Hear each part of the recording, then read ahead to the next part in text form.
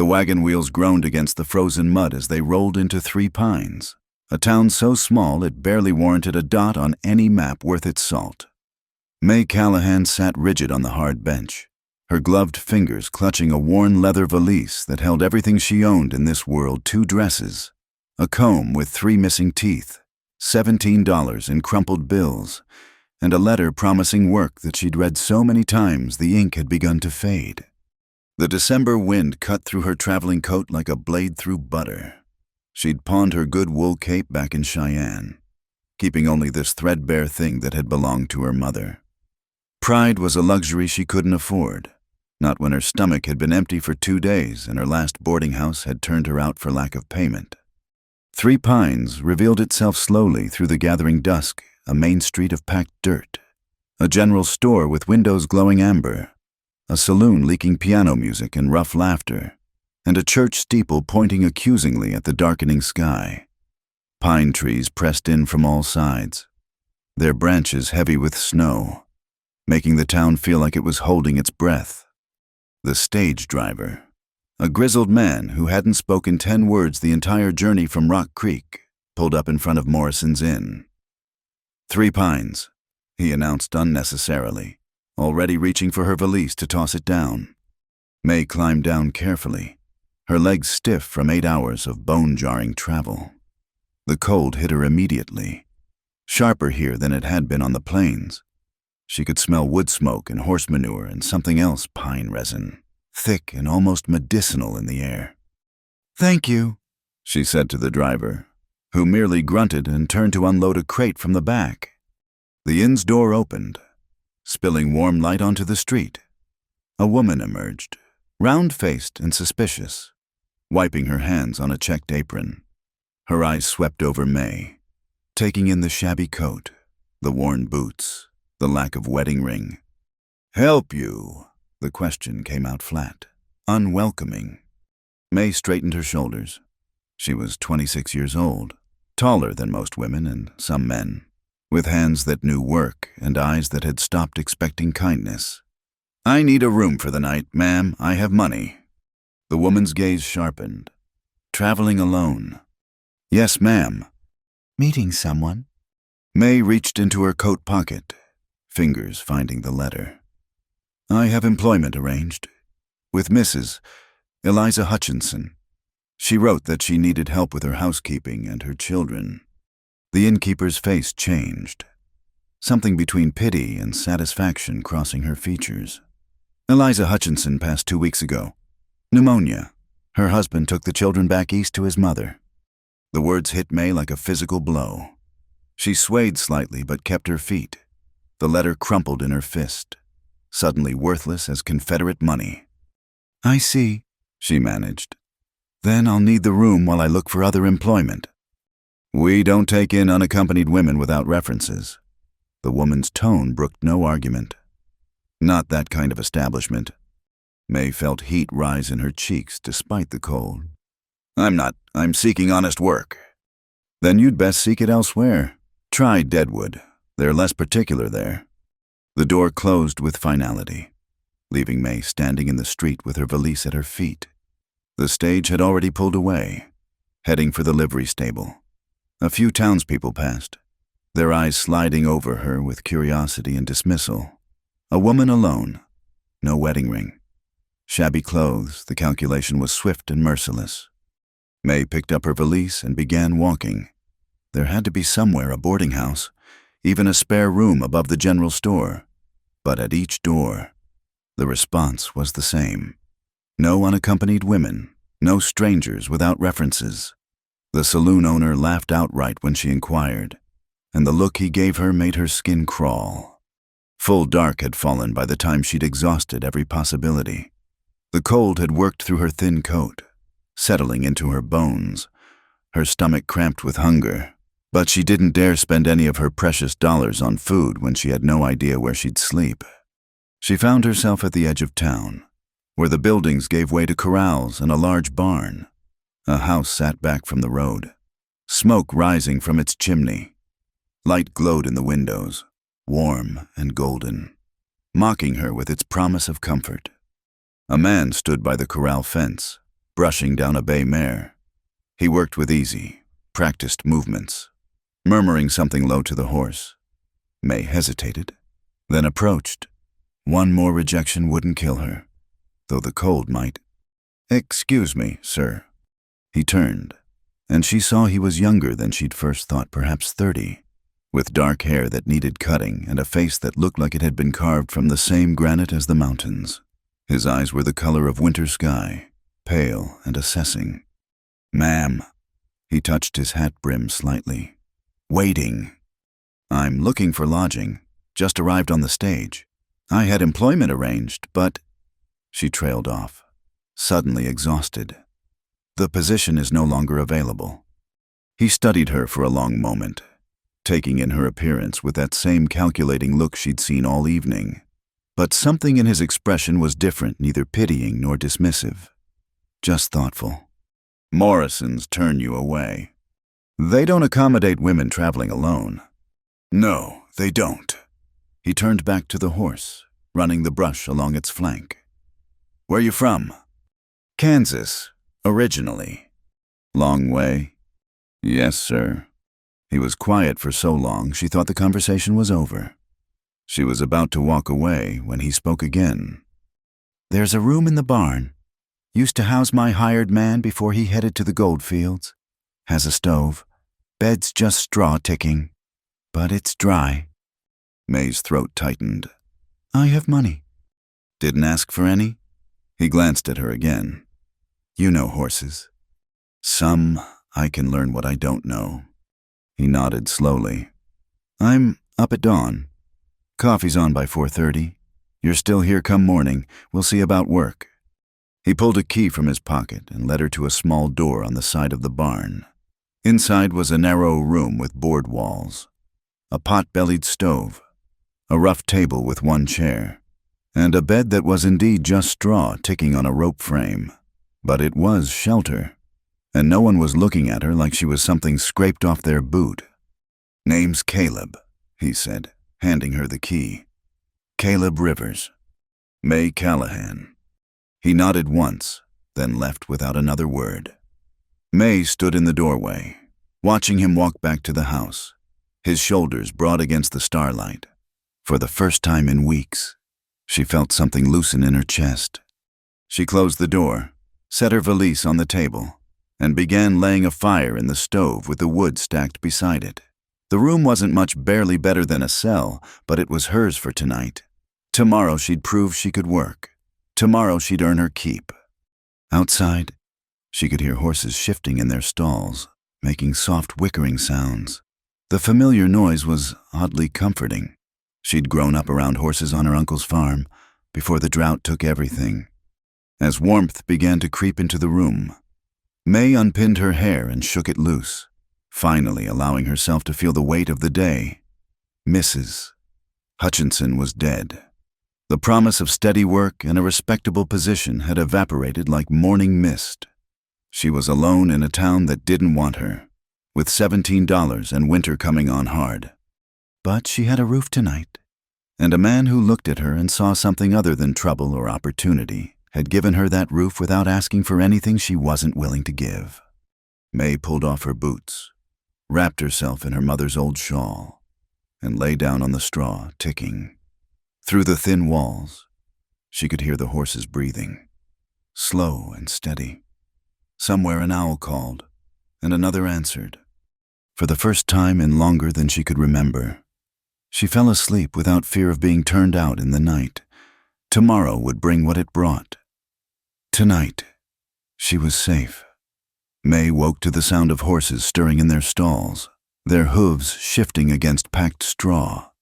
For a moment, she couldn't place where she was, the unfamiliar shadows on rough walls, the smell of hay and leather and pine smoke. Then memory rushed back 3 pines, the cold rejection at every door, and a man named Caleb Rivers who'd looked at her with winter sky eyes and offered shelter without asking what she might trade for it. The room was bitter cold, the fire in the pot-bellied stove having died to ash during the night. Her breath misted in the air as she sat up, pulling her mother's shawl tighter around her shoulders. Through the single small window, She could see the sky just beginning to lighten, stars fading into the pale gray of pre-dawn. 4:30, he'd said. Coffee would be on. May rose quickly, shaking out her traveling dress and attempting to smooth the worst of the wrinkles. She poured water from the pitcher into the basin. A thin film of ice had formed on top, and washed her face and hands, gasping at the cold. Her hair she pinned up tightly, every strand in place. If she was going to prove herself useful, she'd start by looking respectable, even if her dress had seen better days. She stepped out into the barn proper, taking her first real look at the place in daylight. It was well kept. Tools hung neatly on pegs, saddles and bridles arranged on stands. 6 horses occupied the stalls, the bay mare from last night, 2 chestnuts, a gray, a paint, and a black gelding with a white blaze. They turned to look at her with liquid eyes, ears pricked forward in curiosity. "Morning," she said softly, and the bay mare nickered in response. Outside, frost silvered every surface. The main house sat perhaps 30 yards away, smoke rising from its chimney. It was a modest place, single story with a peaked roof and a covered porch, but solid-looking, built to weather hard winters. May's boots crunched on the frozen ground as she made her way to the back door, her stomach tight with nerves. She knocked softly, then louder when there was no response. The door opened abruptly, and she found herself looking up at Caleb Rivers. He wore a flannel shirt and canvas pants, suspenders hanging loose at his sides. His dark hair was uncombed, and there was a day's worth of stubble on his jaw. "You're up," he said, as if this surprised him. "You said dawn." "I did." He stepped back, letting her enter. "Coffee's on the stove." The kitchen was sparse but clean, a heavy wooden table scarred from use. 4 chairs, shelves holding dishes and supplies. A large cast-iron stove dominated one wall, radiating blessed heat. The coffee pot sat on top, steam rising from its spout. Caleb handed her a thick ceramic mug without ceremony. The coffee was black as tar and strong enough to strip paint, but it was hot, and May wrapped her hands around the mug gratefully. "Sit," he said, gesturing to a chair. She sat, watching as he moved about the kitchen with the same economical grace he'd shown with the horses.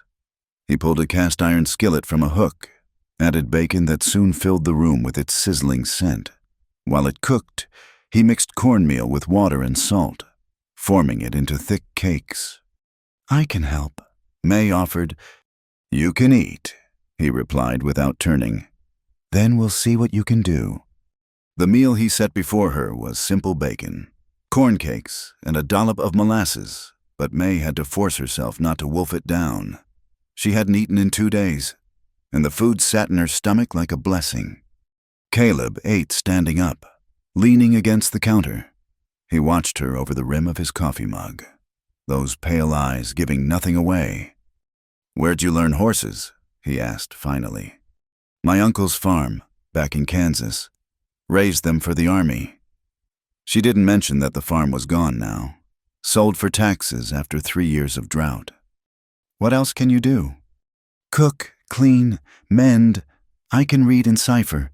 Did 2 years at the normal school before—" She stopped. "Before her father died and left them with nothing but debts. Before I had to leave." He nodded slowly. "The bay mare's got a torn cinch, needs mending. Gray's been favoring his left front, might be a stone bruise. Need to check. Stalls need mucking. Water buckets filled. Think you can handle that?" "Yes." "Pays $1 a day plus board. Sunday's free unless there's trouble." He set his mug on the counter. "That room in the barn's yours long as you're working here." Questions. May had dozens, but she only asked one. "Why?" He looked at her then, really looked at her, and she saw something flicker across his face recognition. Maybe of one kind of aloneness seeing another. "Town's got plenty of people quick to judge," he said finally. "I'm not one of them." He pulled on a heavy coat and headed for the door, then paused. "Name's not Sir, it's Caleb." "Yes, it's Caleb." The ghost of a smile touched his mouth. Then he was gone. May finished her breakfast, washed the dishes without being asked, and went to work. The torn cinch was an easy fix. She'd mended plenty of tack in her time. The gray gelding did indeed have a stone bruise, which she treated carefully, speaking soft nonsense to him as she worked. He leaned into her touch, starved for gentleness. Mucking stalls was hard, familiar work that made her shoulders ache and her hands blister inside her thin gloves. But she welcomed it. Each forkful of soiled straw she removed, each bucket of fresh water she hauled, was proof that she could earn her keep. Caleb appeared periodically throughout the morning, not speaking, just watching her work.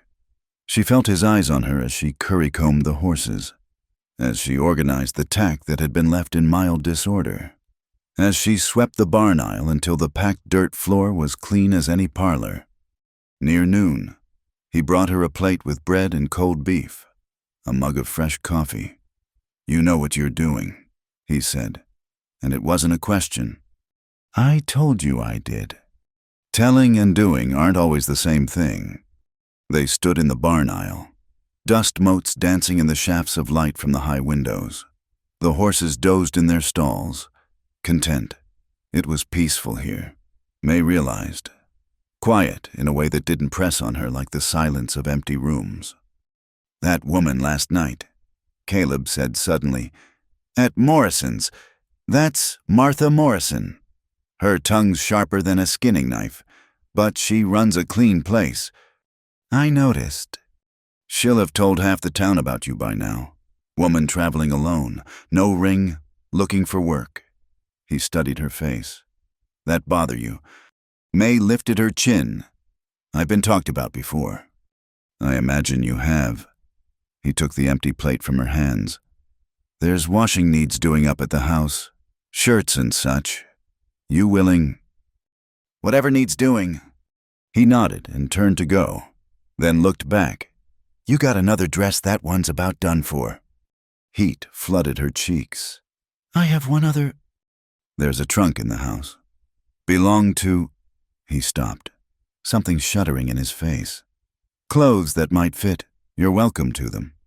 Before she could respond, he was walking away, his long strides eating up the ground between barn and house. May watched him go, wondering whose clothes filled that trunk, what had shuttered his expression like a door slamming closed. But she had work to do, and questions were a luxury she couldn't afford. Not when she finally had a place to sleep that didn't require payment she wasn't willing to make, and work that left her tired in a clean, honest way. As she returned to the horses, the bay mare reached over her stall door, nuzzling at May's shoulder. She stroked the soft nose, feeling something unknot in her chest. "I might just make it here," she whispered to the mare. "I just might." Outside, she could hear Caleb working, the ring of hammer on anvil as he shaped shoes for the horses. The sound was rhythmic, steadying. May picked up her pitchfork and went back to work, matching her movements to that steady beat, finding her place in the rhythm of this unexpected refuge. The sun climbed higher, warming the barn. And for the first time in months, May Callahan didn't feel the cold. The first week passed in a blur of work and wary adjustment. May rose before dawn each day, tending the horses before making her way to the house for coffee and cornbread. She learned Caleb's rhythms, how he liked his coffee black enough to float a horseshoe, how he went silent when thinking through a problem, how his hands gentled when working with a skittish horse. The room beside the barn became her sanctuary. She'd cleaned it thoroughly, scrubbing the boards until they showed their grain, beating the dust from the straw mattress and covering it with the clean ticking she'd found in the trunk Caleb had mentioned. The trunk had indeed held women's clothes, simple calico dresses, a wool skirt, 2 shirtwaists of good cotton. They smelled of lavender and cedar, as if someone had packed them away with care. May hadn't asked whose they were. Caleb hadn't offered to explain. Now, on this 7th night, she sat by her small stove mending one of his shirts by lamplight. The barn was quiet save for the occasional stamp of hooves or soft wicker. Through her window, She could see snow beginning to fall, fat flakes that would blanket the ground by morning. A knock at her door made her start, pricking her finger with the needle. She sucked the bead of blood away and called, "Come in." Caleb filled the doorway, snow dusting his shoulders. He carried an armload of split wood, which he stacked beside her stove without being asked. "Storm coming in," he said. "Could be a big one." "I'll make sure the horses have extra hay." "Already done." He straightened, seeming to notice her sewing. "That my shirt." The elbow was about worn through. She held it up to show the neat patch she'd applied. "Hope you don't mind. Found some fabric scraps in the kitchen drawer." "Don't mind." He stood awkwardly, as if uncertain why he'd come beyond delivering wood. His eyes traveled the small room, taking in the changes she'd made the clean floor. The mended curtain at the window, the wild flowers she'd dried and hung from the rafters. "You've made it nice," he said finally. "It's good shelter. I'm grateful." He shifted his weight, and May recognized the signs of a man wrestling with words. She kept her eyes on her sewing, giving him space to find them. "Tomorrow's Saturday," he said. "I go into town for supplies. You need anything?" "I could use thread and soap, if it's not too dear." "Make a list. I'll see to it." He paused at the door. "You planning to go into town yourself?" May's needle stilled. They both knew what he was asking. Had she had enough of the cold looks, the whispers behind hands, the careful distance kept by respectable women? "Not yet," she said quietly. He nodded as if this answer satisfied him. "Storm should blow itself out by Sunday, if you're still here come Monday." "I'll be here." Their eyes met across the small space. Something passed between them, unnamed but understood. Then he was gone, pulling the door firmly shut behind him.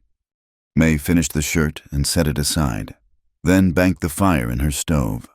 As she prepared for bed, she could hear the wind picking up outside, whistling through the barn boards. The temperature was dropping fast. She could feel it even through the walls. She'd just blown out her lamp when another knock came. This time, Caleb didn't wait for permission. He opened the door, bringing a swirl of snow and cold air. "Changed my mind," he said brusquely. "That storm's going to be worse than I figured. You'd best come up to the house." "I'll be fine here." "No, you won't. Temperature's dropping fast. That stove won't keep up." When she hesitated, he added, "There's a cot in the kitchen. You can sleep there." Pride warred with practicality. Pride lost, as it had been losing battles all week.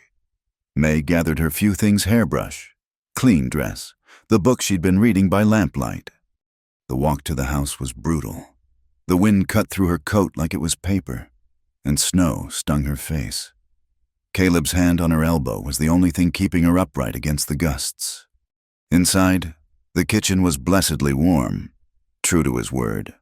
A narrow cot had been set up near the stove, made up with clean blankets and a pillow that smelled of pine soap. "I'll be in my room," Caleb said, gesturing vaguely toward the back of the house. "Door'll be shut. You need anything, the pantry's there." He indicated a door beside the stove. "Privy's out back, but there's a chamber pot under the cot if the storm's too bad." He stood there a moment longer, looking uncomfortable in his own kitchen. May realized this was probably the first time a woman had slept in his house and since whoever had worn those dresses. "Thank you," she said simply. He nodded and left, his footsteps echoing on the wooden floor. A door closed somewhere in the darkness beyond the kitchen. May changed into her nightgown quickly, grateful for the privacy and warmth. The cot was narrow but comfortable, the blankets thick and well-mended. She lay listening to the storm build outside, wind howling around the corners of the house like a living thing. Despite the strange surroundings, she felt safer than she had in months. The house was solid, built to withstand storms worse than this. And somewhere in the darkness, Caleb Rivers slept a man who asked nothing of her but honest work, who brought her wood without being asked, who saw her need and met it without making her beg. She woke once in the night to the sound of footsteps. Through half-opened eyes, she saw Caleb's silhouette adding wood to the stove, moving quietly to keep from waking her. The fresh wood caught quickly, sending new warmth into the room. He stood a moment, looking toward her cot, then returned to his room as silently as he'd come. May pulled the blankets higher and closed her eyes, a strange warmth in her chest that had nothing to do with the stove. Morning came late, the storm having blown itself out but leaving 2 feet of fresh snow in its wake. May woke to find Caleb already up, coffee made, bacon frying. "Sleep all right?" he asked without turning from the stove. "Yes, thank you." Storms passed. "You can go back to the barn room if you want." Something in his tone suggested he wouldn't mind if she didn't. "The horses need tending," she said by way of answer. "We'll do it together. Snow's deep." They worked side by side that day, digging paths to the barn, hauling water that hadn't frozen, spreading fresh straw in the stalls. The horses were restless from being confined, and May spent extra time with each, gentling them with voice and touch. "You're good with them," Caleb observed, watching her work with the black gelding, who had a tendency to nip under her hands. He stood quiet as a lamb. "They're honest creatures. Treat them fair, they'll do the same." Not everyone sees it that way. Not everyone takes the time to look. He was quiet for a long moment. Then, "My wife loved horses." The words hung in the air between them, heavy with loss. May's hand stilled on the gelding's neck. "She passed 3 years ago," he continued, voice steady but distant. "Fever took her. Those clothes in the trunk, they were Catherine's." "I'm sorry," May said softly. She would have wanted them used, not sitting in a trunk gathering dust. He turned abruptly, heading for the barn door. "I'll be at the forge. That gray needs new shoes." May watched him go, understanding now the shuttered expression when he'd mentioned the trunk, the empty spaces in the house that suggested a woman's absence. She went back to grooming the black, humming softly, giving Caleb his privacy with memories she couldn't share. That evening, she made supper for both of them: beans and salt pork, cornbread with the last of the honey. Caleb ate quietly, but when she rose to return to the barn, he spoke. "You could stay in the house? That back room off the kitchen, it's small, but it's warmer than the barn." May's hands tightened on her empty plate.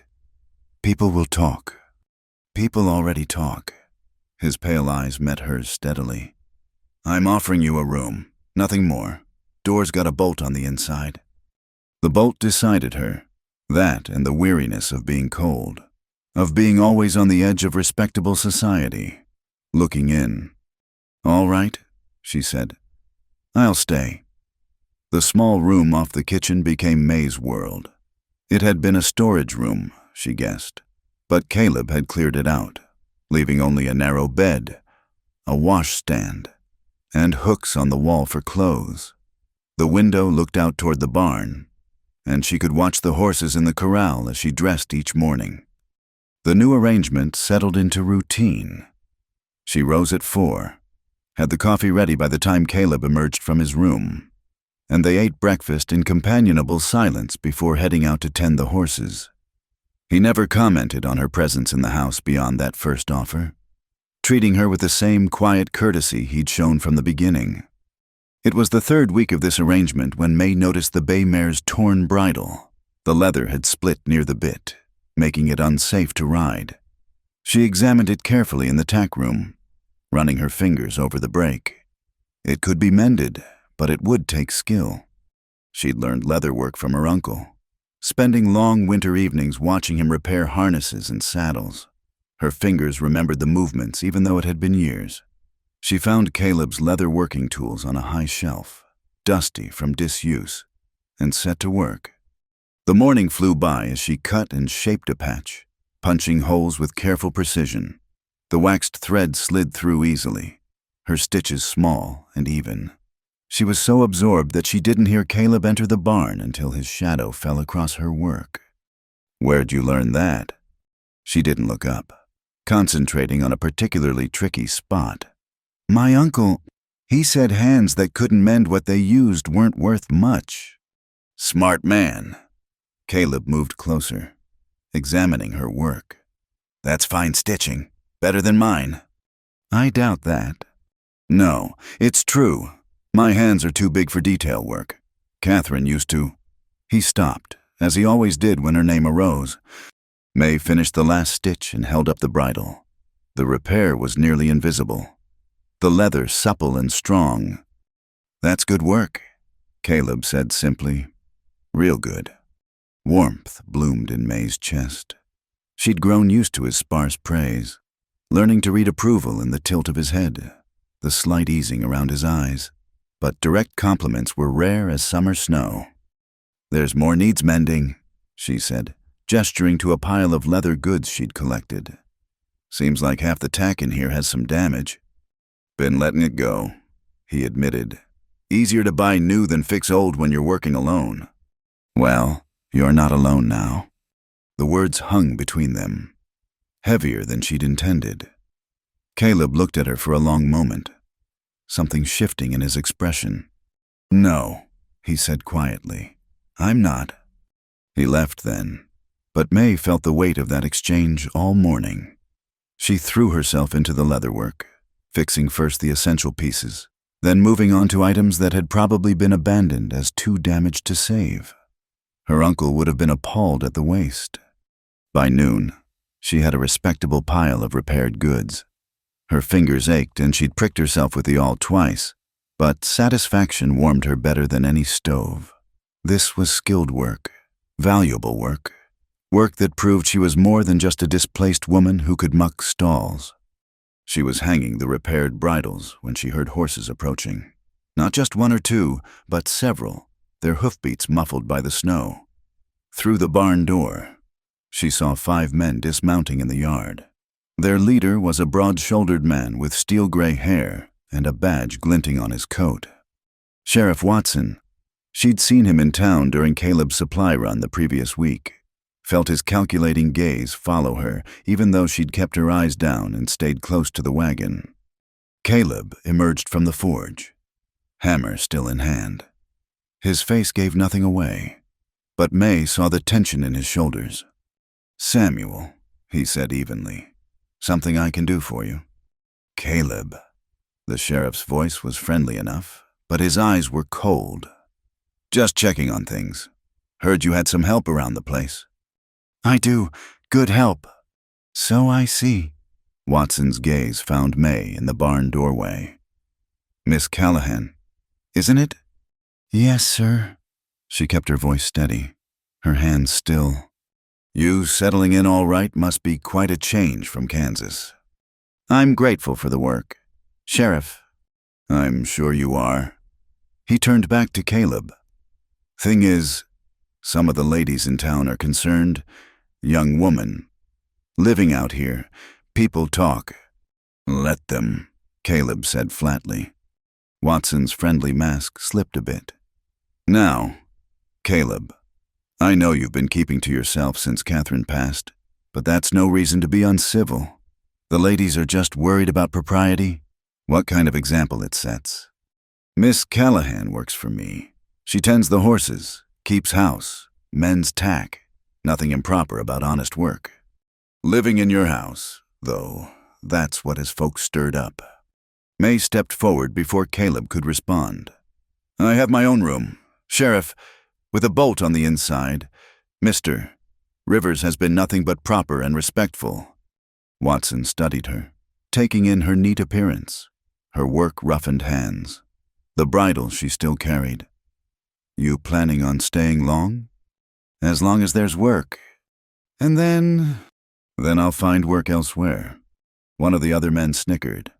Plenty of work for women in Deadwood, I hear. The insult hung in the air like a slap. May felt heat rise in her face. But before she could speak, Caleb moved.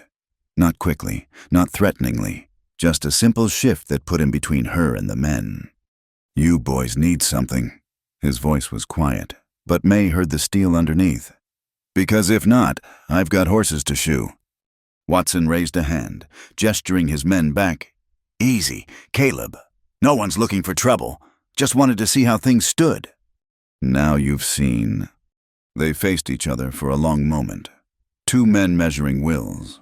Finally, Watson stepped back.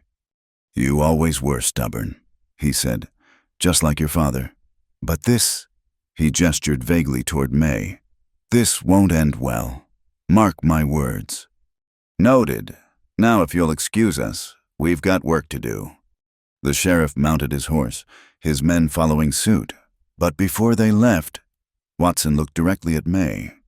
You seem like a decent woman, Miss Callahan. But this town has standards. Might be best if you moved on before winter sets in proper, for everyone's sake. They rode away, leaving deep tracks in the snow. May stood frozen, the bridle cutting into her hands where she gripped it. She'd been foolish to think she could simply work and be left alone. The world didn't allow women like her that luxury. May, Caleb's voice was gentle. Don't let them... I should go. The words came out flat, empty. He's right. This won't end well. The hell it won't. The profanity surprised her. Caleb rarely swore. Sam Watson's been sheriff for 15 years and thinks that gives him the right to run everyone's life. His wife's the worst gossip in 3 counties. It's not about them. It's about you. Your reputation. My reputation, he laughed, short and bitter. You think I care what those magpies say? They've been trying to marry me off to their daughters and nieces since the day we buried Catherine. At least with you here, they leave me be. May looked at him, surprised. Is that why you let me stay, to keep the matchmakers at bay? No. He met her gaze directly. I let you stay because you needed work and I needed help. Still do. The rest is just noise. He turned and walked back to the forge, leaving May standing in the barn doorway. She watched him go, then looked down at the bridle in her hands. The repair was solid, professional, worth something. Maybe she was, too. That evening, she made venison stew with vegetables from the root cellar, seasoning it the way her mother had taught her. Caleb ate 2 bowls and sopped the last with cornbread, the best compliment he could give. As she cleared the dishes, he spoke. Those bridles you fixed today, there's a man in Cheyenne who'd pay good money for work like that. Has contracts with the Army. May paused, plate in hand. You're not just saying that. I don't say things I don't mean. You've got skill, real skill. Shame to waste it because some people can't mind their own business. She set the plate down carefully, something tight in her throat. Thank you. Just truth. He pushed back from the table. I'll write to him next supply run, see if he needs a regular repair hand. The offer was more than work. It was possibility, future, a trade that could keep her independent. May gripped the edge of the table, overwhelmed. I don't know what to say. Don't say anything. Just keep doing good work. He paused at the door to his room. And don't let Sam Watson run you off. I'd have a devil of a time finding another hand who can fix tack and make stew like that. Days fell into rhythm like hoofbeats on hard-packed earth. May rose before dawn, worked until her hands ached, fell into bed exhausted, but satisfied. The pile of mended tack grew.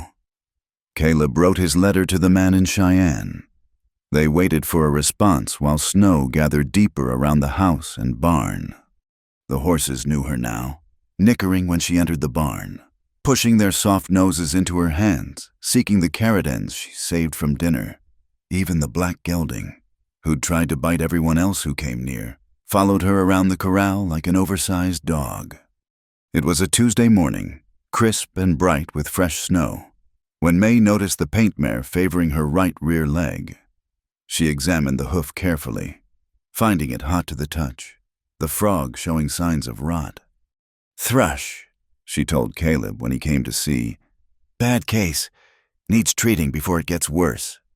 He crouched beside her, his shoulder brushing hers as he examined the hoof.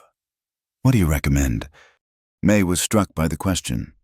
Most men would have told her what to do, not asked her opinion. Clean it out good. Pack it with pine tar and sulfur. Keep her in a dry stall for a few days.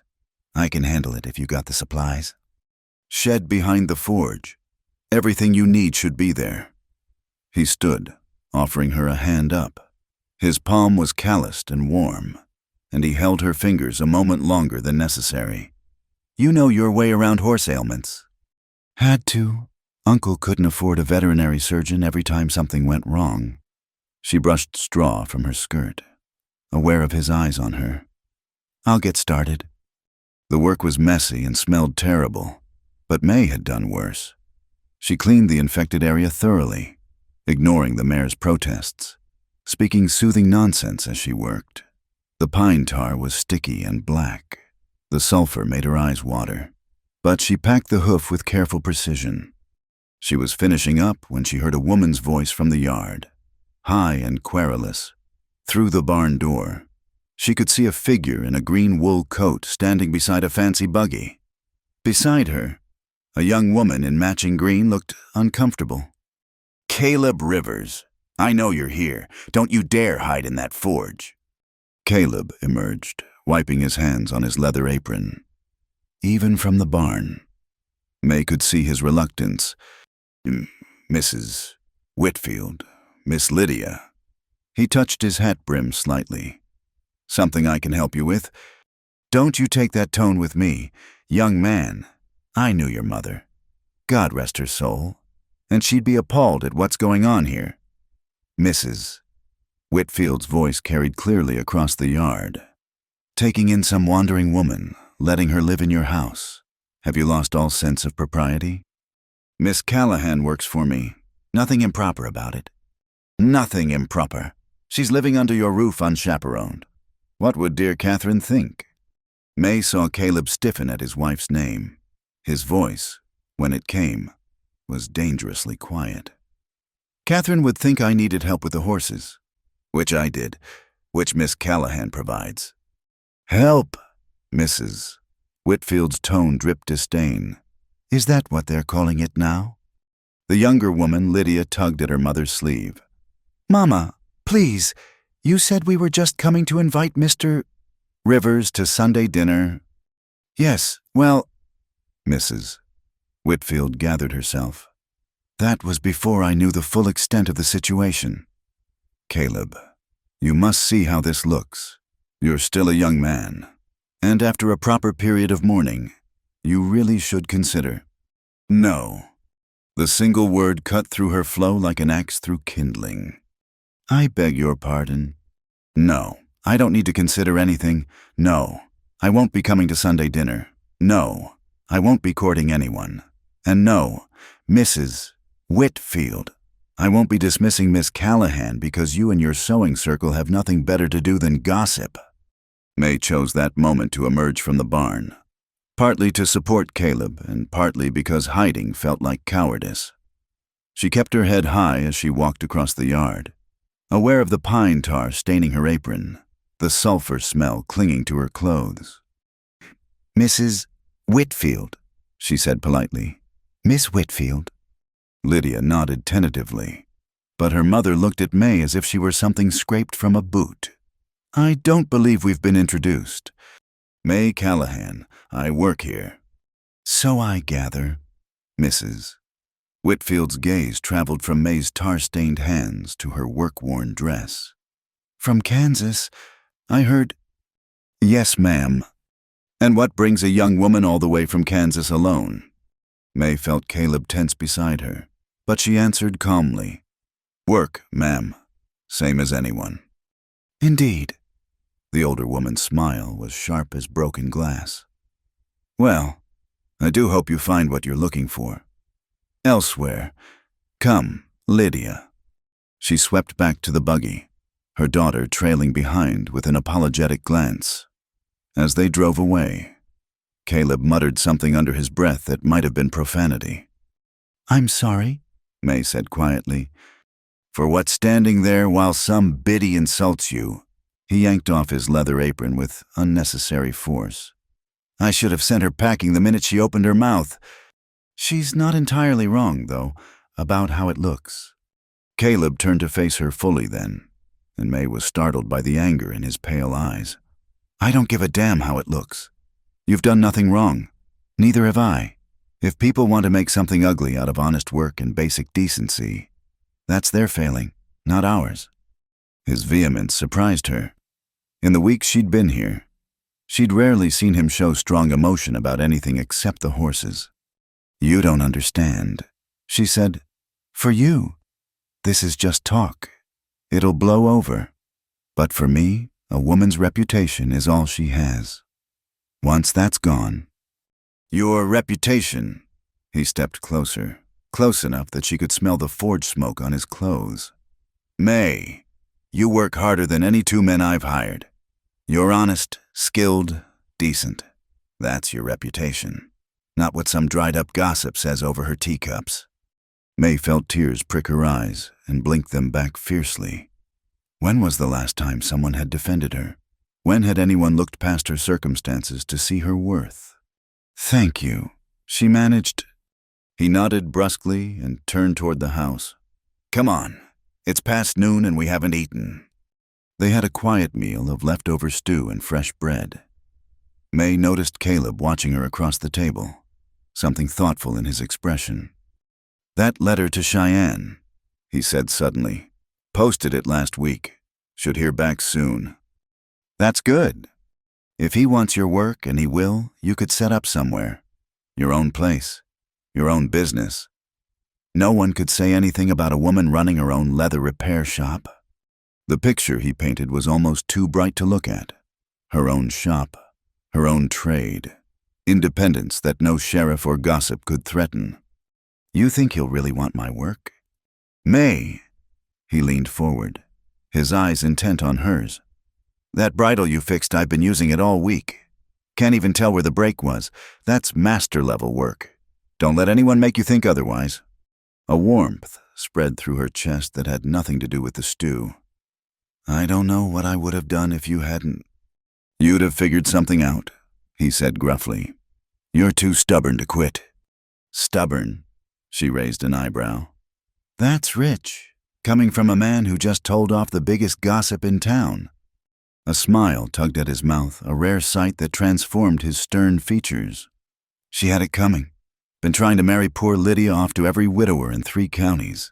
Thought she'd set her cap for me next." "Poor Lydia, indeed. She seems sweet." "She is too sweet for her own good. She'll end up married to some man her mother picks and spend her life pouring tea and embroidering cushions." "Not everyone has choices," May said softly. "No," he agreed, serious again.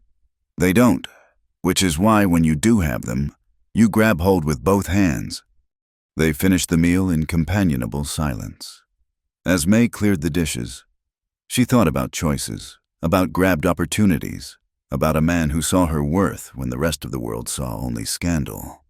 That afternoon, she returned to the paint mare, checking the packed hoof. The treatment was already working.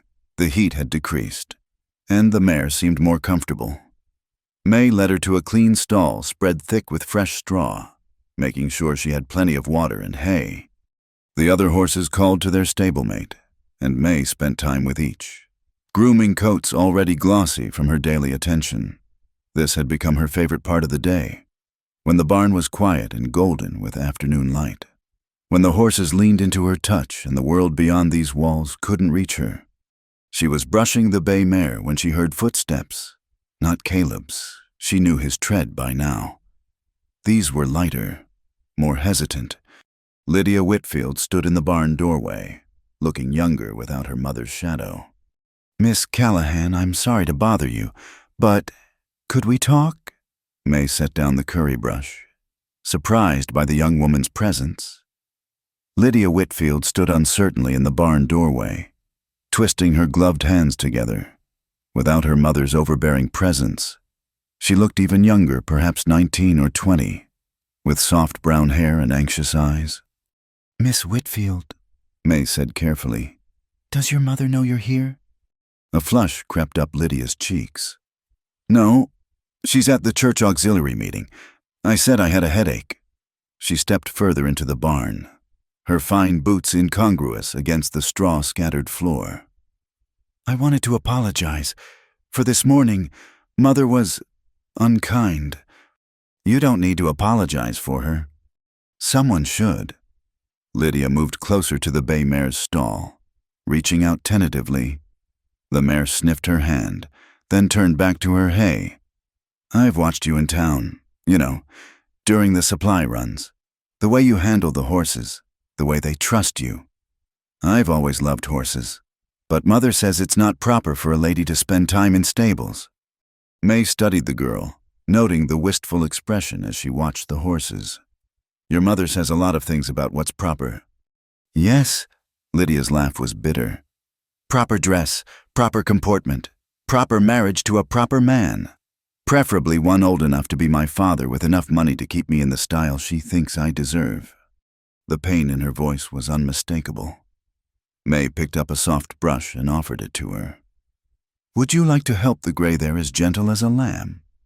Lydia's face lit up. "Really?" "Really. Just move slow and steady. Talk to him while you work." For the next half hour, May taught Lydia the basics of grooming.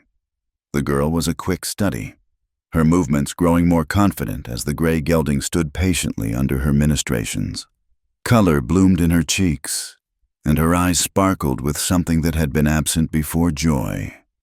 "I used to sneak out to the stables when I was younger," Lydia confided, running the brush along the gray's neck. "Our groom, Mr. Henderson, would let me help sometimes, but when Mother caught me, she dismissed him, said he was encouraging unladylike behavior." May's hand stilled on the bay mare's mane. "She dismissed a man for letting you near horses." "She said it was for my own good, that I needed to focus on accomplishments that would attract a suitable husband." Lydia's voice turned fierce. "As if the only thing I'm good for is catching a man and bearing his children." The bitterness in those words echoed May's own thoughts from not so long ago. She resumed braiding the mare's mane, choosing her words carefully. "Sometimes we don't get to choose our path," she said. "But sometimes, when we least expect it, a door opens. You just have to be brave enough to walk through it." Lydia set down the brush, turning to face May fully. "Is that what you did, walk through a door?" "In a way, though it was more like stumbling through in desperation." May smiled wryly. "Not very brave?" "I think you're the bravest woman I've ever met." The words came out in a rush. "Coming here alone, working like you do, facing down all the gossip and judgment, I could never do that." "You might surprise yourself, given the chance." They were interrupted by footsteps in the yard. Caleb appeared in the doorway, taking in the scene with raised eyebrows.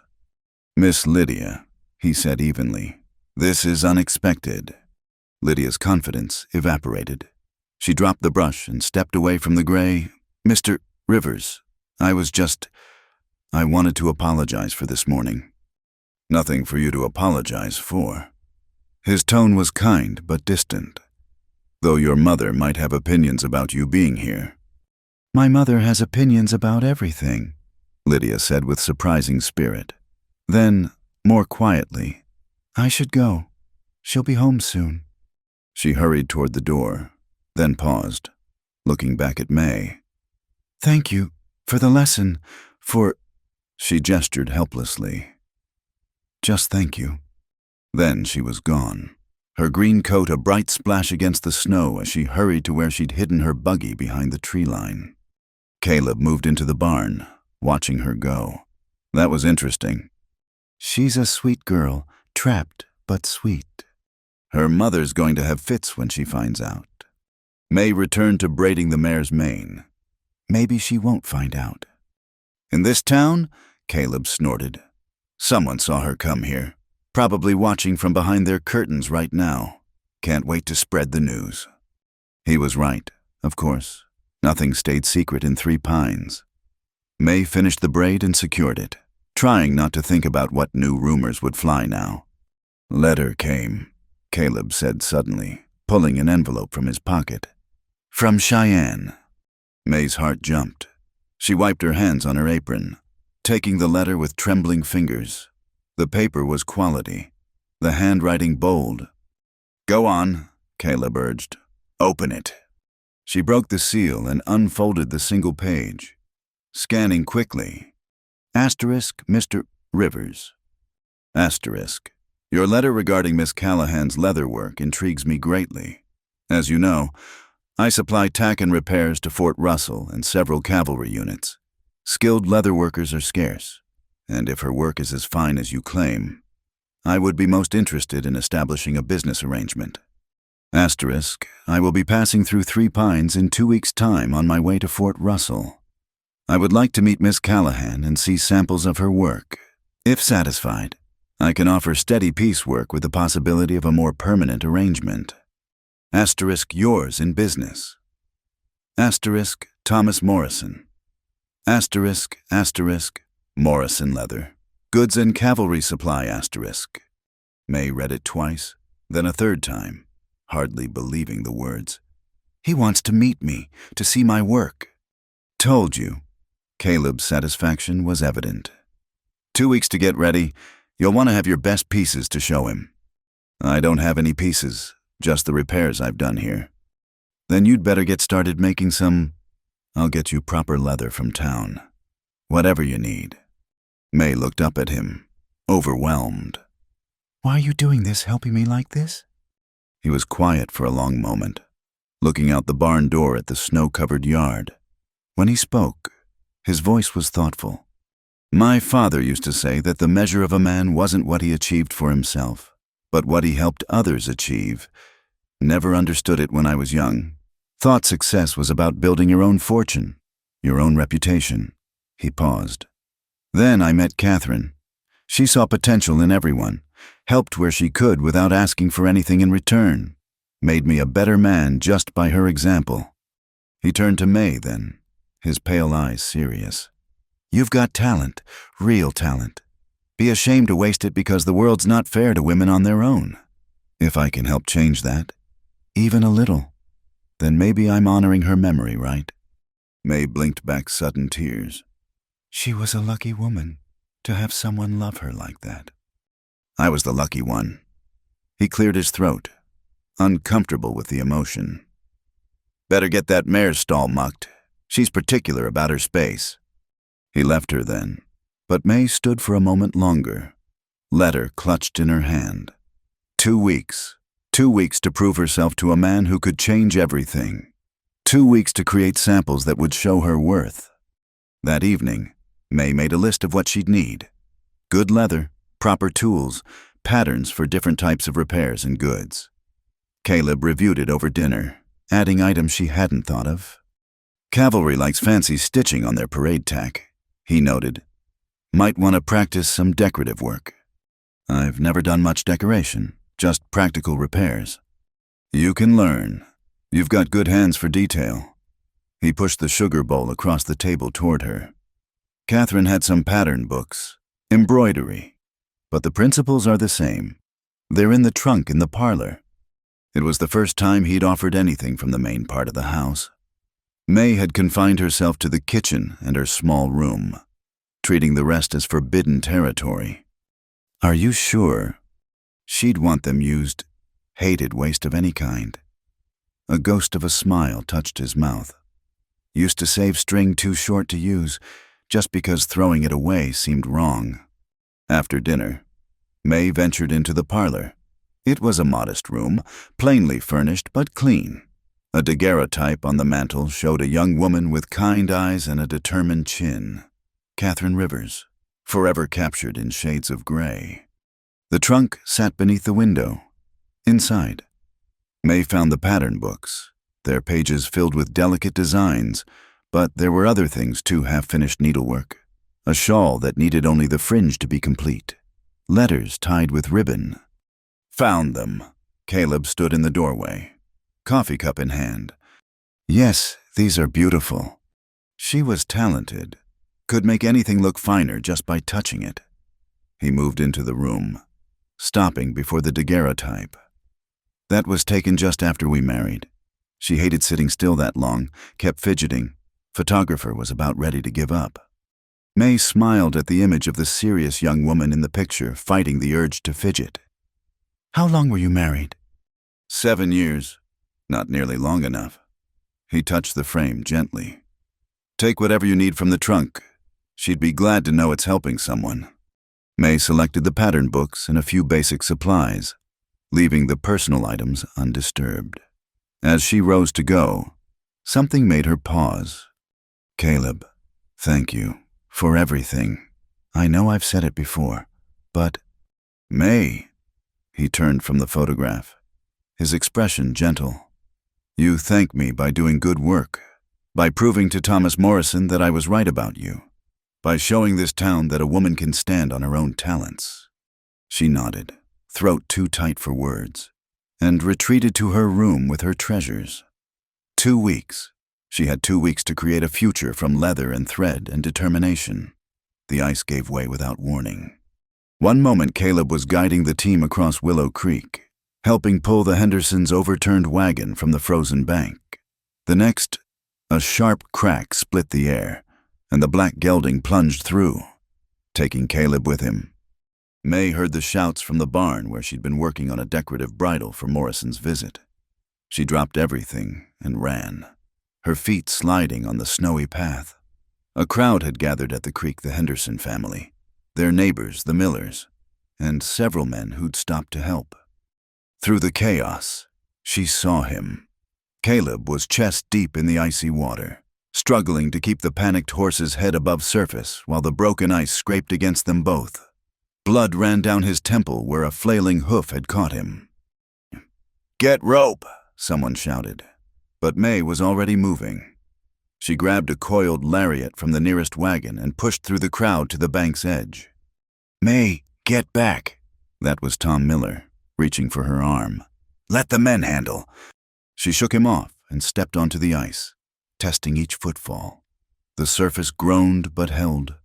Behind her, voices rose in alarm, but she kept her focus on Caleb. His face had gone gray, his movements sluggish as the cold sapped his strength. "May, don't," he started, but she was already fashioning a loop. "Save your breath," she said tersely. "Can you get this around his chest?" Their eyes met across the dangerous span. He nodded once and caught the rope she threw, working with numb fingers to secure it around the gelding. May backed up carefully, calling to the men on shore. "Pull when I say gentle-like, or you'll spook him worse." Whether it was her tone or the urgency of the situation, they obeyed. Together they hauled the terrified horse from the water, ease cracking and protesting with each heave. The gelding scrambled onto solid ground, shaking and blowing, but safe. Caleb tried to follow, but his waterlogged clothes and the cold had done their work. He slipped, going under briefly before catching the ice edge. May didn't think she dropped to her belly and crawled forward, distributing her weight across the weakened surface. "Give me your hand." "Ice won't hold us both." "Give me your damn hand. Caleb Rivers." Something in her voice reached him. He grabbed her wrist, and she pulled with strength she didn't know she possessed.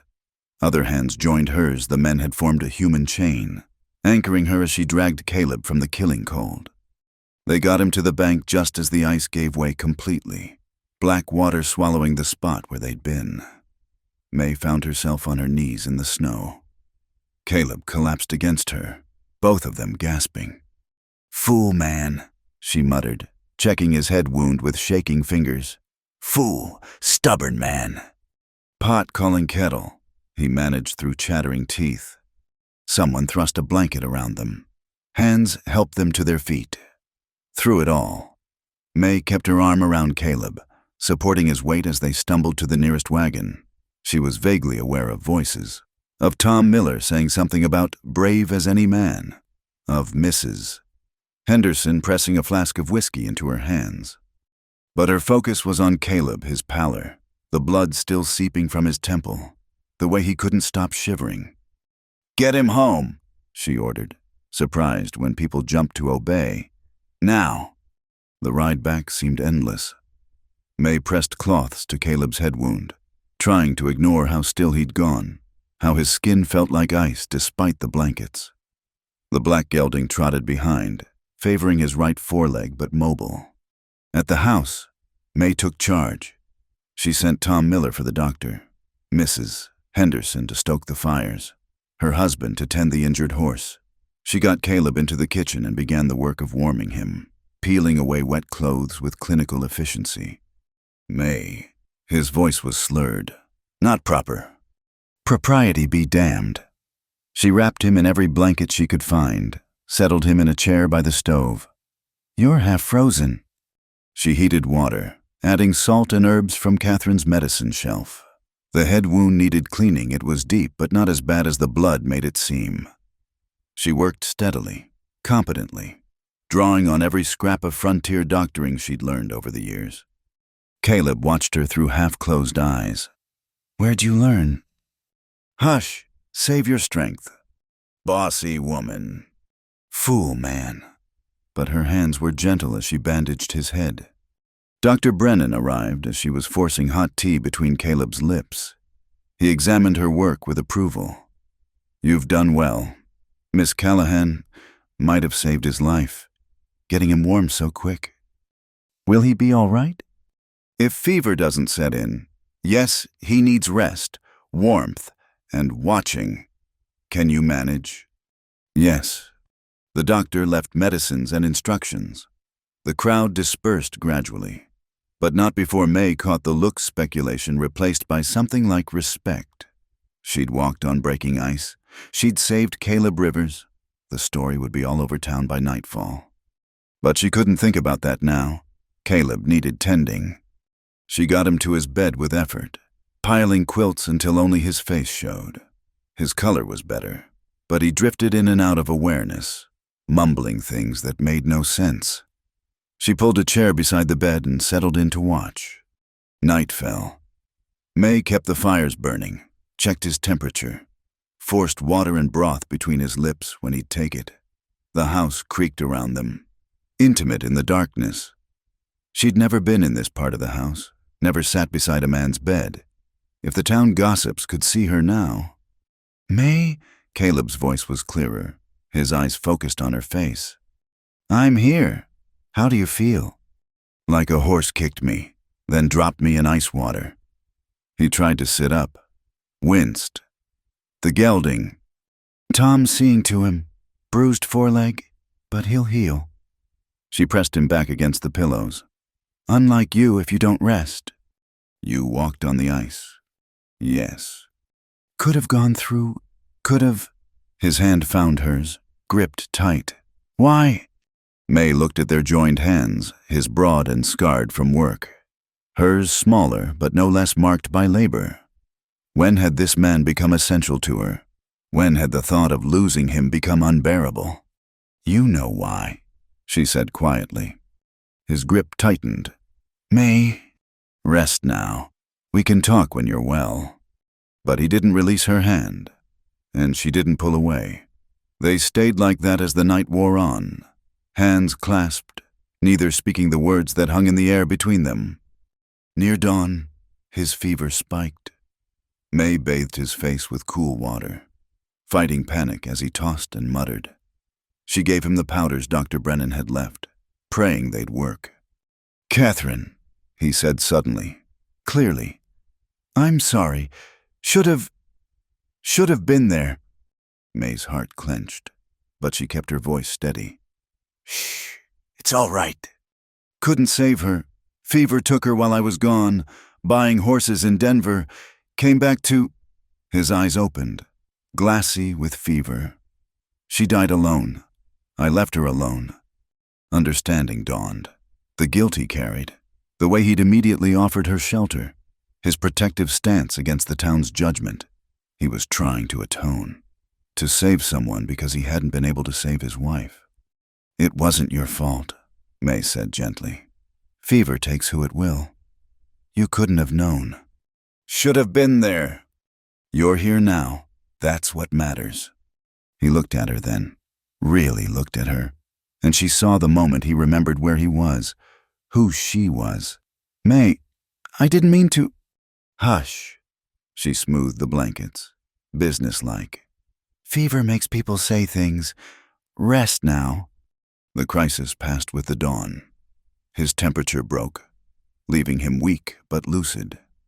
May finally allowed herself to doze in the chair, jerking awake whenever he stirred.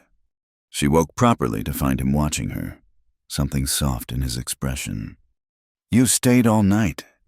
Someone had to keep you from doing something foolish, like getting up too soon." She stretched, wincing at the cricks in her back. "How's your head?" "Hurts like blazes, but I'll live, thanks to you." He paused. "The whole town will be talking." "Let them talk." She stood, smoothing her rumpled skirts. "I'll make breakfast. You need food to get your strength back." "May!" His voice stopped her at the door. "What you did yesterday, walking on that ice, no one's ever... I'm grateful." She turned back, meeting his eyes. "You gave me shelter when no one else would. You've treated me with respect and kindness. Did you think I'd stand by and watch you drown?" "Most would have. I'm not most people." "No." His voice was soft. "You're not." She fled then, needing distance from the intensity in his gaze. In the kitchen, she busied herself with familiar tasks, stoking the stove, mixing biscuit dough, slicing bacon. But her hands shook as she worked, and she knew everything had changed. The saloon fell silent when May walked in. She'd come to town for supplies while Caleb recovered, needing leather polish and thread for the work she'd complete before Morrison's visit. The general store had been uncomfortable enough whispers following her between the shelves, women pulling their skirts aside as she passed. But she'd managed her purchases with dignity, keeping her eyes forward and her expression calm. It was on her way back to the wagon that she heard it, rough laughter spilling from Murphy's saloon, and her name mixed with words that made her face burn. She should have kept walking, should have climbed into the wagon and driven home to safety. Instead, she pushed through the saloon doors. The laughter died instantly. A dozen men turned to stare ranch hands, drifters, and in the center, Jake Colton, who'd been doing most of the talking. His face was flushed with whiskey and malice. "Well, well," he drawled. "Speaking of Caleb Rivers's pet." "I work for Mr. Rivers," May said clearly, her voice carrying to every corner of the room. "I tend his horses and keep his house, that's all." "That's so." Colton stood, swaying slightly. "Funny how you were tending him in his bedroom 2 nights past. Real cozy, from what I heard." "I was caring for an injured man, as any decent person would." "Decent?" He laughed ugly. "That what you call it, moving into a man's house before his wife's barely cold in the ground?" The words hit like a slap, but May stood her ground. Around the room, she saw varying expressions, curiosity, discomfort, and on a few faces, something like shame. "Mrs. Rivers has been gone 3 years," she said evenly. "And I sleep in the small room off the kitchen, with a bolt on my door. Mr. Rivers has been nothing but respectful." "Respectful?" Colton moved closer, and she could smell the whiskey on him. "That why he nearly died pulling your horse from the creek? Man doesn't risk his life for hired help unless she's giving him something extra." "That's enough!" The voice came from behind May. She turned to find Sam Watson, the sheriff, standing in the doorway. His expression was unreadable as he surveyed the scene. "Miss Callahan," he said with a slight nod. "Jake, seems early in the day for this much noise." "Just having a conversation." "Sheriff," Colton said, but he stepped back. "Conversation's over." Watson's tone brooked no argument. "Miss Callahan, might I walk you to your wagon?" May wanted to refuse, to stand her ground, but she recognized the exit he was offering. She nodded stiffly and preceded him from the saloon, feeling every eye follow her progress. Outside, Watson fell into step beside her. They walked in silence until they reached the wagon. Then he spoke quietly. "That was foolish, going in there." "Perhaps, but I'm tired of being whispered about. If people have something to say, they should say it to my face. And if Jake had done more than talk..." May climbed onto the wagon seat, I've dealt with worse than Jake Colton. Sheriff, I can take care of myself. I don't doubt it. You proved that at the creek. He studied her with those calculating eyes. Whole towns talking about how you walked on breaking ice to save Caleb. Anyone would have done the same. No, Miss Callahan, they wouldn't. He stepped back from the wagon. I owe you an apology. I misjudged you when you first came here. Made assumptions based on, well, on things that don't matter. May was too surprised to respond immediately. Sam Watson didn't strike her as a man who apologized often. I appreciate that. Sheriff, Sam, he corrected. And for what it's worth, anyone gives you trouble. You let me know. Caleb Rivers is a good man who deserves some happiness after what he's been through. If he's found that with you. We're not, May began, then stopped. What were they, employer and employee friends? Something more that neither had named, it's not like that. Maybe not yet. Sam touched his hat brim. You drive careful now. Roads are icy. May drove home in a daze, her mind churning. The confrontation in the saloon had shaken her more than she wanted to admit. Not Jake Colton's ugly words, she'd heard worse. But the sheriff's words, the assumption that she and Caleb were moving towards something more than their current arrangement. Were they?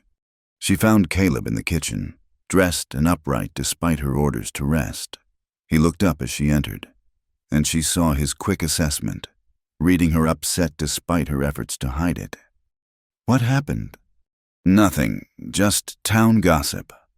She busied herself unpacking supplies. You shouldn't be up. May. He caught her wrist gently as she passed. What happened? The concern in his voice nearly undid her.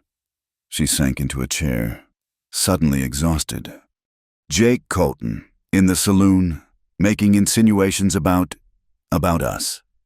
Caleb's face darkened. What kind of insinuations? The kind you'd expect. She pulled her wrist free, needing distance.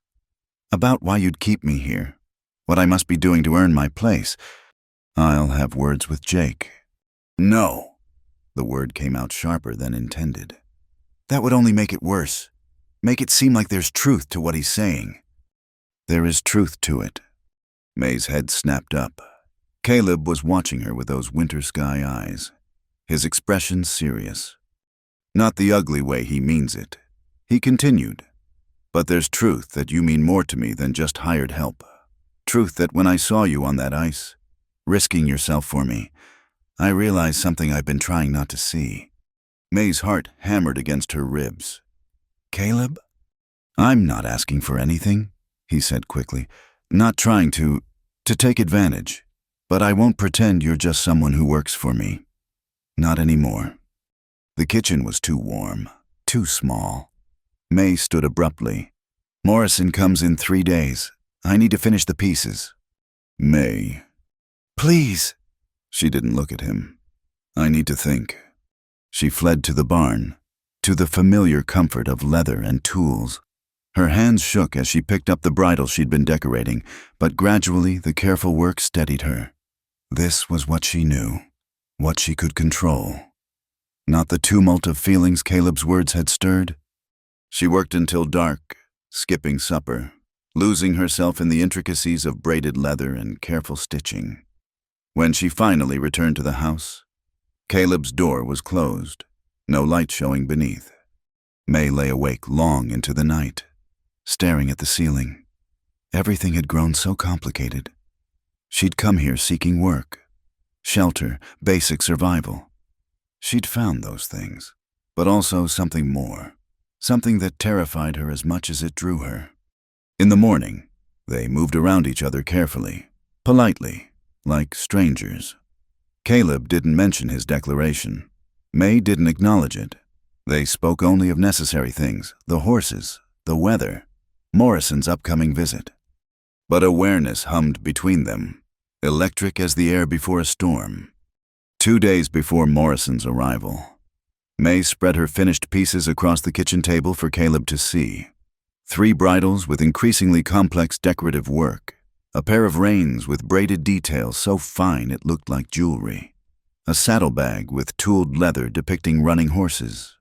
Caleb examined each piece carefully, running his fingers over the stitching, testing the strength of the joints. "These are exceptional," he said finally. "Better than anything I've seen in shops from here to Denver." Pride warmed her chest. "You think Morrison will approve?" He'd be a fool not to. He set down the reins, looking at her directly for the first time in days.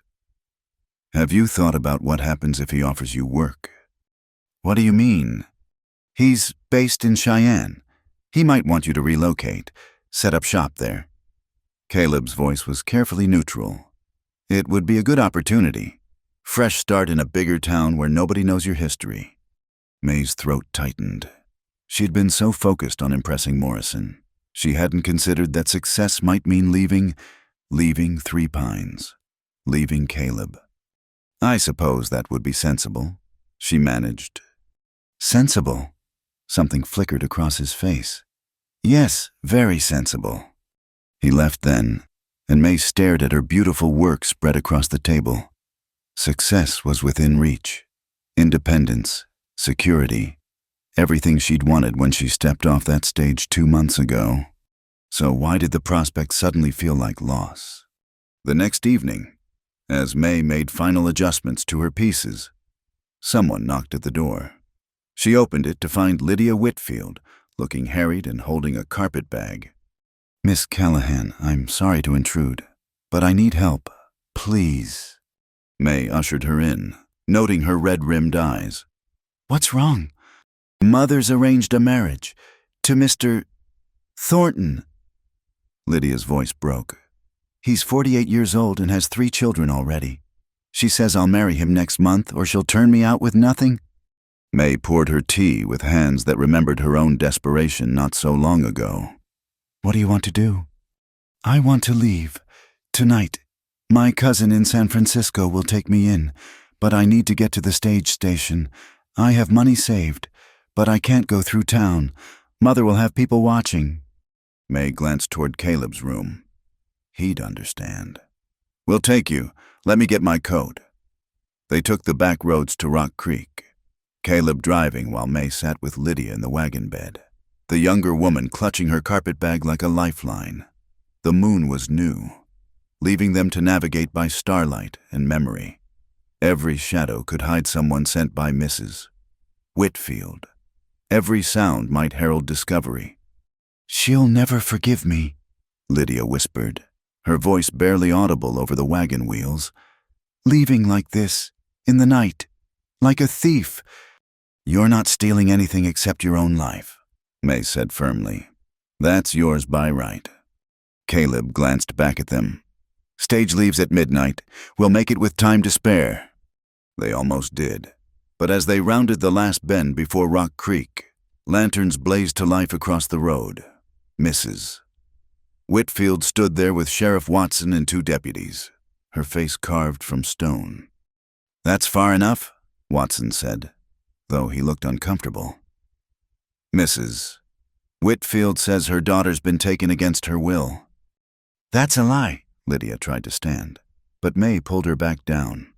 "I'm leaving of my own accord." "You're confused, dear," her mother said coldly. "These people have filled your head with nonsense. Come home now, and we'll forget this foolishness." Caleb set the brake and climbed down slowly. "Miss Lydia came to us for help getting to the stage. Nothing more." "Help, Mrs." Whitfield's laugh was bitter. "From a woman of questionable morals and a man who keeps her, you've corrupted my daughter with your example." "That's enough." Watson stepped forward. "Lydia, you're of age. If you want to leave, that's your right. But I need to hear it from you, clear and plain." Lydia stood on shaking legs, May steadying her. "I'm going to San Francisco, to my cousin Martha. I have money for the fare and she's expecting me." Her voice grew stronger. "I won't marry Mr. Thornton. I won't live the life Mother planned for me." "You ungrateful child, Mrs." Whitfield started forward, but Watson blocked her path. "The young lady's made her choice. Martha, nothing illegal about helping someone catch a stage. She's my daughter.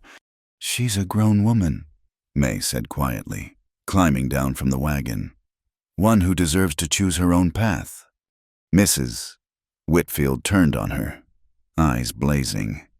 This is your doing, putting ideas in her head, showing her your wanton example. My example? May stepped closer, anger finally overcoming caution. My example is working honest labor for fair wages. My example is refusing to trade my dignity for security. If that threatens you, perhaps you should examine why. The older woman's hand flew up as if to slap her, but Caleb caught her wrist. No, he said simply, but there was steel in that single word. Watson cleared his throat. I think we'd best all continue to the station. Make sure Miss Lydia gets safely on her way. The rest of the journey passed in tense silence. At the station, May helped Lydia purchase her ticket while Caleb loaded her bag. Mrs.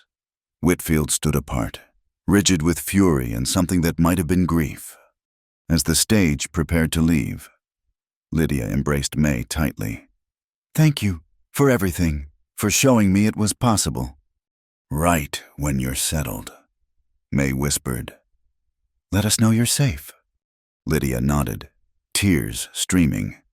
She looked once at her mother, seemed about to speak, then climbed aboard.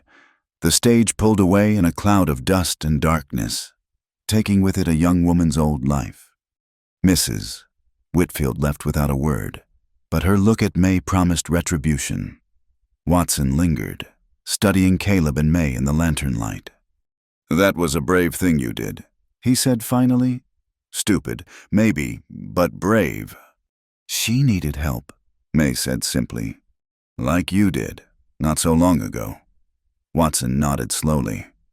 Caleb, Miss May, you might want to be extra careful the next few weeks. Martha Whitfield's got a long memory and a vindictive streak. They drove home as dawn was breaking, exhausted but oddly exhilarated. May found herself stealing glances at Caleb's profile, remembering how quickly he'd moved to protect her, how naturally they'd worked together. Thank you, she said as they reached home, for backing me, for understanding why I had to help her. You see yourself in her. It wasn't a question. I see what I might have become, if I'd had family to run to. She climbed down from the wagon, then looked back up at him. Instead, I found you. Something shifted in his expression. May. Morrison comes today. She fled toward the house before he could finish. I need to prepare. Thomas Morrison arrived at noon, a tall man with shrewd eyes and hands that showed he knew his trade. He examined May's work in silence while she fought not to fidget. Caleb stood nearby, a solid, reassuring presence. Finally, Morrison set down the tooled saddlebag and turned to her. This is exceptional work, Miss Callahan. Some of the finest I've seen outside of St. Louis. Relief made her knees weak. Thank you, sir. I can offer you regular piecework immediately. But I'll be frank, I'd prefer to have you in Cheyenne, working exclusively for my shop. I could guarantee steady wages, lodging above the store, and your name on the shingle as my head leather worker. May's heart stuttered. Everything she'd dreamed of, offered on a silver plate. Security, respectability, independence. She was aware of Caleb beside her, carefully not looking at him. That's a generous offer. Mr. Morrison, it's a smart offer. Work like this will have the cavalry officers fighting to commission pieces. He pulled out a contract. I'll give you time to consider, but I'll need an answer by week's end. I can arrange transport to Cheyenne whenever you're ready. After he left, May stood in the kitchen, staring at the contract. Her name was already filled in May Callahan. Head leather worker, a title, a future, everything. You should take it. Caleb's voice was rough. It's everything you wanted. She turned to find him standing in the doorway, his expression carefully blank. Is it? The words slipped out before she could stop them. He crossed to her then, stopping just out of reach. What else is there? You know what else. Do I? He laughed, short and bitter. I know Jake Colton thinks he knows. Martha Whitfield thinks she knows, but I don't know anything except that having you here has made this place feel like home again instead of a tomb. May's vision blurred. Caleb? Take the job. May, go to Cheyenne. Build your business. His voice gentled. Be happy. And if I can't be happy there? He looked at her then, really looked at her, and she saw everything in his eyes: love, fear, hope, resignation. Then you know where to find me. He left her standing there with the contract in her hands, and a choice that had become impossibly complicated. Through the window, she could see him heading to the barn, shoulders set against more than just the cold wind. That night, May sat with Catherine's picture in her hands. The young woman gazed back serenely, forever captured in that moment of fidgeting stillness. What would you tell me to do? May whispered to the photograph. Would you want me to go, to stay? Would you understand that I love him? The words hung in the air, finally spoken aloud.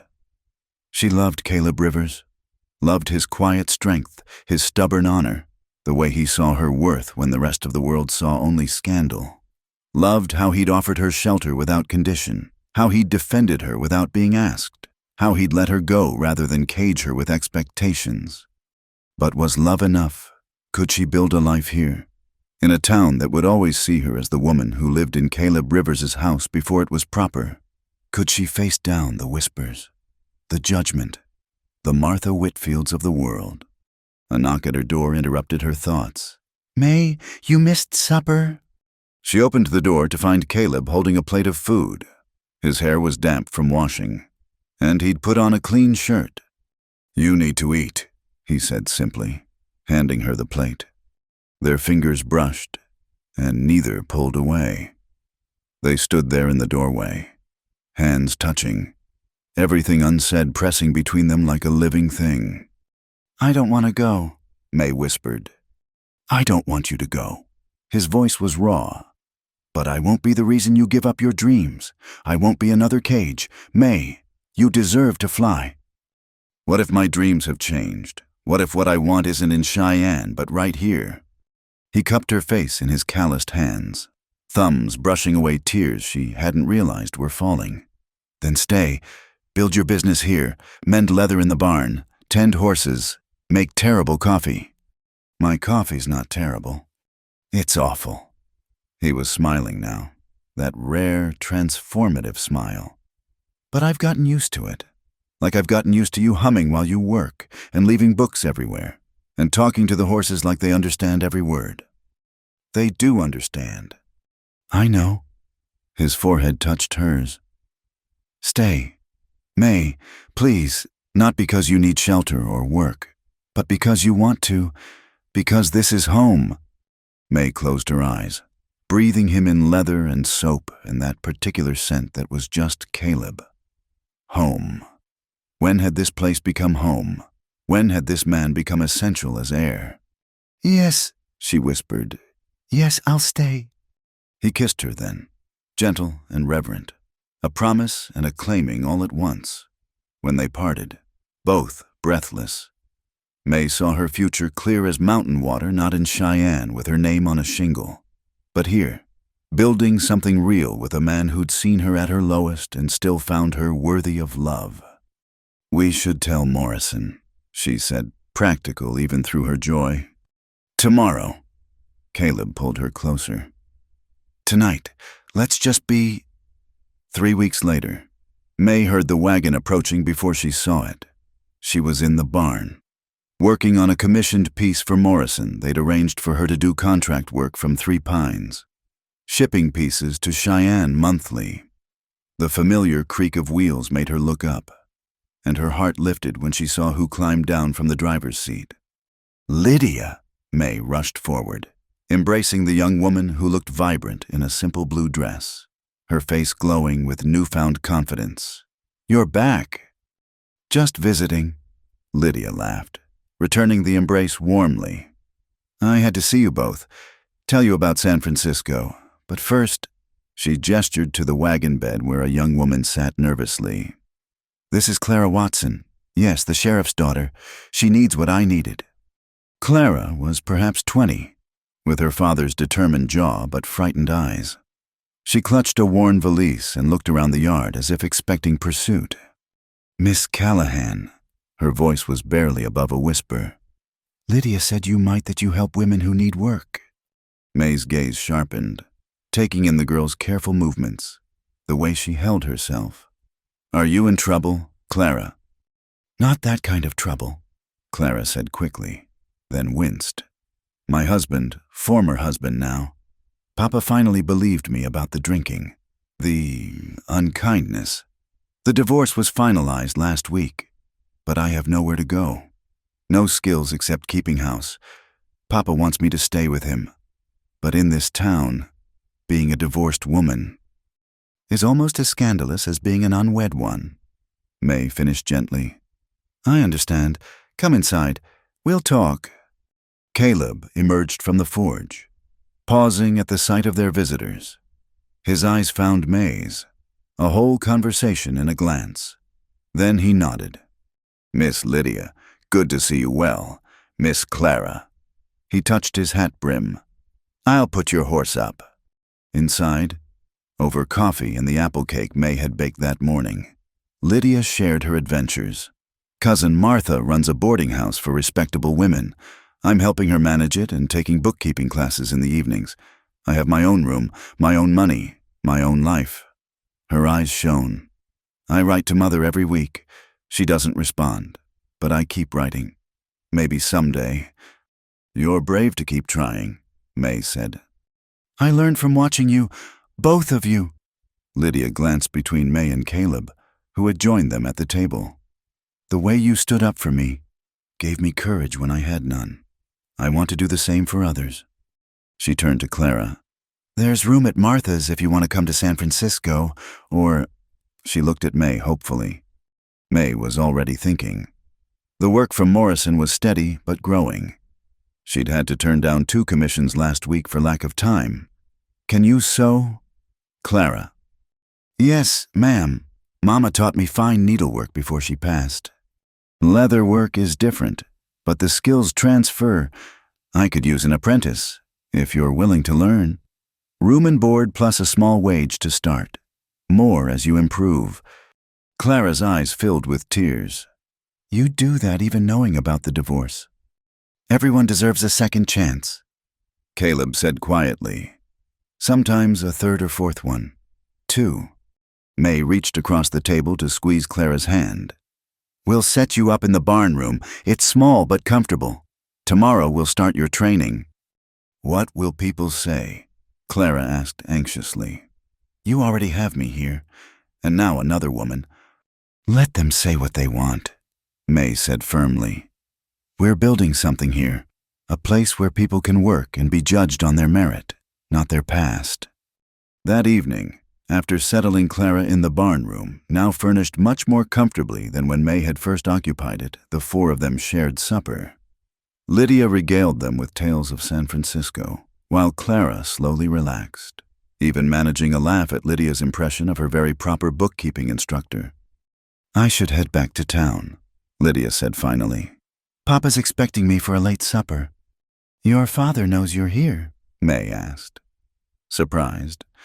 "Oh yes, he's the one who told Clara about you. Said if anyone could help her start over, it would be the woman who walked on breaking ice and faced down Martha Whitfield." She grinned. "I think you've made quite an impression on our sheriff." After Lydia left, Clara retired early, exhausted from emotion and change. May and Caleb sat by the kitchen stove, shoulders touching, watching the flames through the grate. "You know this will cause more talk," Caleb said mildly. "I know. Watson might not be so understanding when it's his daughter involved." "He sent her here. He must have known what he was doing." Caleb slipped an arm around her shoulders, drawing her close. "We're becoming quite the refuge for wayward women." "Wayward?" May snorted. "As if wanting something beyond what others plan for you makes you wayward." "In this world, it does." He pressed a kiss to her temple. "Lucky for them, you're changing this corner of the world." "We're changing it," she corrected. I couldn't do this without you. You could. You're the strongest person I know, May Callahan, but I'm grateful you choose to do it with me. They sat in comfortable silence until the fire burned low. 3 months ago, May had stood in the freezing street with nowhere to go. Now she had a home, work she loved, a man who loved her, and the beginnings of something that might help other women avoid her desperate circumstances. A knock at the door interrupted their peace. Caleb frowned. It was well past the hour for social calls. He opened the door to find Sam Watson standing there, hat in hand. Sam, everything all right? Mind if I come and need to talk to you both? They gathered around the kitchen table. Fresh coffee poured despite the hour. Watson turned his cup in his hands, choosing his words carefully. Wanted to thank you for taking in Clara. No, it wasn't easy, considering... She's welcome here, May said. She's safe, Sam. I promise you that. I know. He met her eyes. Know you understand what she's been through better than most. The fear, the shame of it. Her husband, former husband, he was good at hiding what he was. Fooled me for 2 years. His jaw tightened. Won't fool me again. It's not your fault, Caleb said. Men like that are skilled at deception. Maybe, but I should have seen, should have protected her better. Watson straightened. Which brings me to why I'm here. Town council met tonight. Some members think having 2 unmarried women living here is inappropriate. They're pressuring me to do something about it. May's stomach clenched, but before she could speak, Watson continued. Told them to pound sand. Pardon my language. What happens on private property between consenting adults is none of the council's business. But they'll make trouble if they can. Want you prepared? We're prepared, Caleb said evenly. Let them come. Watson stood, settling his hat. Good. Oh, and May, that leather work you've been doing, my wife would like to commission a new bridle for her mare. Something with silver conchos if you can manage it. May blinked. Surprised. Of course, I'd be honored. Good. She'll stop by next week to discuss particulars. He paused at the door. What you're doing here, giving people second chances. Judging them by their work, not their past, it matters. Don't let anyone tell you different. After he left, May and Caleb looked at each other in amazement. The sheriff's wife wants my work, May said slowly. That's as good as a seal of approval in this town.